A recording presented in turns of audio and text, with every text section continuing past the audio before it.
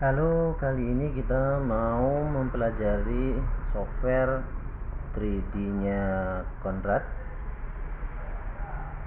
Ini adalah hasil setelah scan ya, seperti ini misalnya.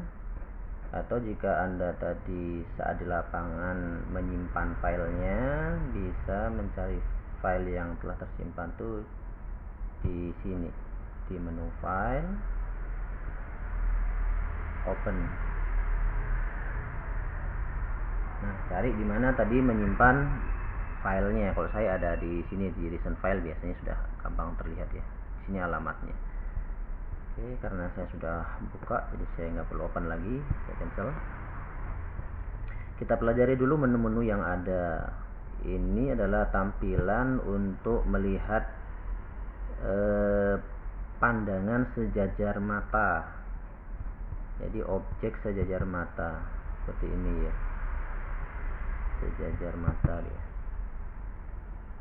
Jadi bisa kita tahu perkiraan kedalaman dari bentuk grafiknya. Yang ini adalah untuk tampilan yang tadi di awal. Jadi kalau kita misalnya kegeser, misalnya bingung di mana tadi yang di sebelah kanan, yang mana sebelah kiri. Kalau bingung tinggal kembali aja ke yang ini.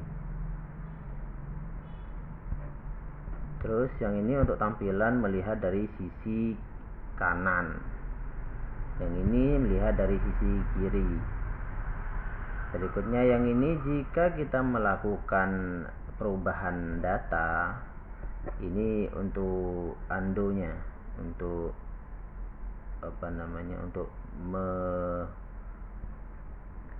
membuat kembali tampilan yang sudah kita ubah-ubah. Misalnya kita ubah sini gambarnya menjadi warna yang berbeda, jadi kita tinggal undo aja nih. Oke, berikutnya yang ini untuk melihat grid. Ini ya, untuk menampilkan dan menghilangkan gridnya. Ini untuk memperbesar biasa, ini untuk memperkecil biasa. Ini untuk memilih jenis tanah tempat kita scan tadi. Pentingnya memilih jenis tanah adalah sangat mempengaruhi akurasi kedalaman. Ya, mempengaruhi akurasi kedalaman yang datanya ada di sini. Ini depth, itu kedalaman, sangat mempengaruhi. Misalnya kita ganti, ini kan konkret itu beton, ini tanah netral misalnya, tanah normal, dia kedalamannya 5,56 meter. Kalau saya ganti menjadi konkret, dia kedalamannya adalah 0,44 meter. Jadi sangat penting memilih jenis tanah untuk menentukan akurasi kedalaman. Berikutnya yang ini rasanya kita nggak perlu. Mungkin yang perlu cuma yang ini, yang paling bawah. Ini untuk menampilkan ID masing-masing target, masing-masing kotak ini ada ID-nya ya, untuk melihat bahwa di kotak ini nih apa sih, apakah dia metal atau hanya mineral atau lubang atau goa. Sebenarnya data itu sudah ada di sini. Ini dia datanya 128. Ini berarti yang ini yang sedang terpilih. Kita bisa geser ke milih yang di sini dengan panah di keyboard. Kalau yang pakai tab tinggal disentuh di sebelah situnya, yang bagian mana. Ini tinggal geser-geser aja yang mana. Otomatis berubah angka di sini, mengindikasikan bahwa ini adalah ID targetnya. Saya pilih. Di sini juga berubah kedalamannya. Jadi kita bisa melihat kedalaman targetnya langsung sudah di sini. Ketika saya geser-geser dari objek yang mana, langsung sudah digeser. 0,0 berarti itu di permukaan. Oke. Kita melihat coba dengan tabel yang ini. Kita buka. Maka langsung muncul di sini bahwa 128 itu di sini, 130 itu di sini, 128 yang ini ada di sini, begitu seterusnya ya.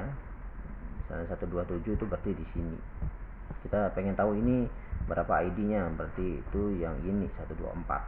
Kita bisa cek dengan menggunakan keyboard.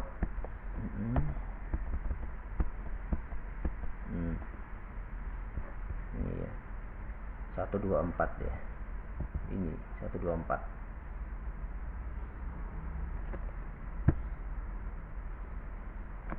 Oke, kita tutup. Itu cara untuk mengetahui ID. Oh ya, lanjut. ID ini penting. ID ini penting karena ini adalah dasar kita menentukan bahwa objek yang merah ini metal atau enggak, yang ini lubang atau bukan. Caranya adalah kita lihat ID-nya. Misalnya yang ini metal apa bukan ya? Kita lihat, itu nilainya 132. 132, sedangkan tanah biasa yang ini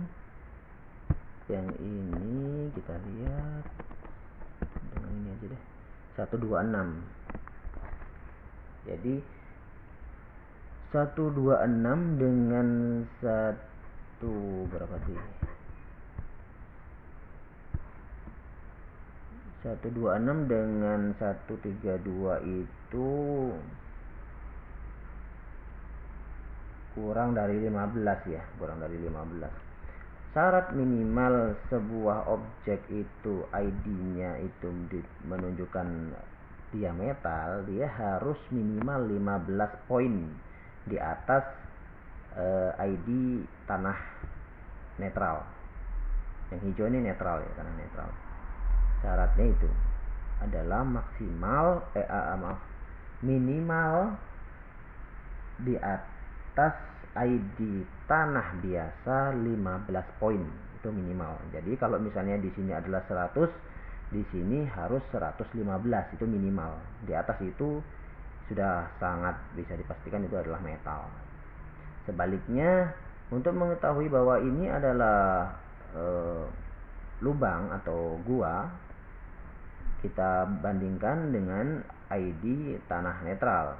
Dia harus berada 15 poin di bawah tanah netral.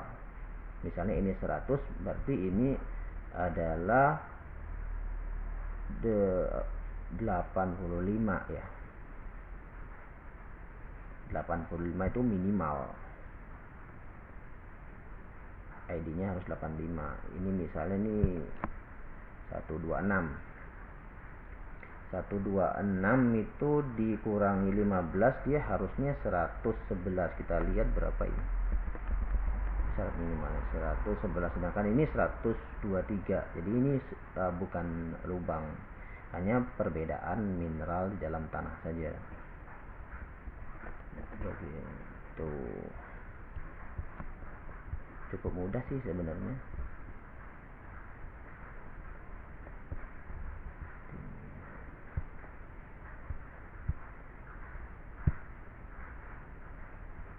Itu aja sih. Apa lagi ya? Oh ya, ini pilihan tanahnya ada banyak ya. Tanah netral, ada beton, safnya apa ya? Ada sandy berpasir, clay berlumpur, light mineral yang sedikit ada mineralnya.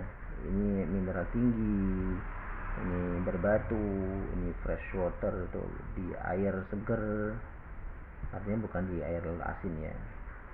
Ini brine apa ya? Snow, salju, frozen soil, tanah beku, coal, granite, salt. Itu pilihannya. Jadi sangat menentukan kedalaman objek.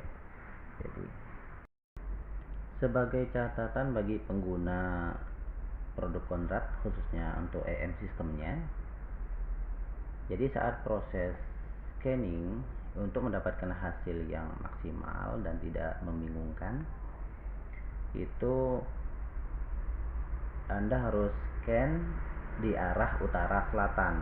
Jadi sebaiknya kita menghadap ke utara, itu yang paling baik posisinya. atau kalau tidak memungkinkan, bisa menghadap ke selatan, intinya utara selatan, karena mengikuti posisi magnet bumi. Itu yang pertama. Yang kedua adalah kita saat proses scanning itu yang pertama dimulai itu adalah yang di sini. Kolom pertama berakhir di sini. Berikutnya untuk memulai kolom yang kedua itu sebaiknya kita pindah ke kiri kita, ke sisi kiri kita. Jadi jangan ke arah kanan, karena nanti membingungkan. Gambarnya akan terbalik. Jadi kita scan ke kanan, tapi gambar yang muncul adalah di sebelah kiri kita. Paham ya? Yang kedua, lakukan scan sebaiknya menggunakan yang sistem paralel. Jadi begini, mulai dari sini, terus berakhir di sini, ulang lagi dari sini, terus berakhir ke sini, begitu seterusnya. Kalau yang satunya adalah metode zigzag, yaitu dari sini berhenti di sini, kemudian memulai yang pertama di sini, kemudian berakhir di sini, awal lagi di sini, berakhir di sini. Itu yang zigzag. Lebih saya sarankan gunakan yang paralel, karena nanti hasilnya lebih mudah dimengerti, pengalaman di lapangan seperti itu. Yang ketiga itu adalah saat proses scan sebaiknya perangkat-perangkat yang mengandung frekuensi radio seperti HP, terus kita harus jauh dari tegangan tinggi, kita sebaiknya jauh juga dari pemancar telekomunikasi, karena itu mempengaruhi ya. Begitu juga dengan sistem LRL-nya juga akan terpengaruh dengan semua benda itu. Jadi untuk akurasi sebaiknya itu dihindari. Yang keempat, bentuk objek itu sebaiknya diletakkan di tengah. Misalnya ini ada merah, kita ingin memastikan ini objek apa, sebaiknya diletakkan di tengah. Jadi ketika kita misalnya scan ini yang pertama, kita ulang scan-nya di arah yang mendekati yang merah, karena bisa jadi ketika kita scan di sini nanti dia nggak ada di tengah, tetap berada di sini, artinya objek yang berwarna merah itu masih jauh berada di sebelah sini, masih jauh. Ini adalah hanya imbas atau efek samping dari pengaruh metal yang ada di kedalaman. Jadi bagusnya lagi ketika objek ada di tengah, kita bisa tahu bentuk objek secara lebih pasti. Jadi ketika dia berbentuk seperti objek, kita lebih yakin bahwa itu adalah metal.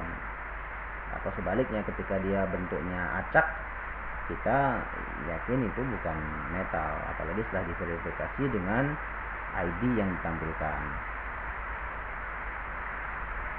Yang berikutnya catatan tadi sudah saya sebutkan, tapi saya ulang lagi bahwa ingat, metal itu adalah dia lebih besar nilai ID-nya 15 unit minimal daripada tanah biasa. Sebaliknya dengan lubang atau gua itu dia harus minimal 15 poin di bawah tanah normal. Itu yang kelima. Yang keenam,